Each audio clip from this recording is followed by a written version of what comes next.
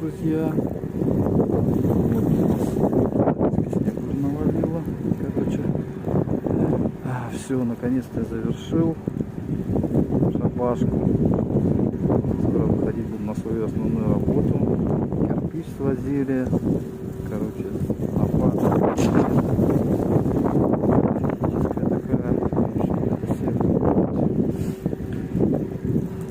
Вот так. Ну что, друзья, привет от Алексея с Норильска. А сейчас вот с этими баулами получается, это надо рабочую обувь везти, не тоже пакет обуви. Не оставлять, что пропадет, потому что я куплен за деньги был.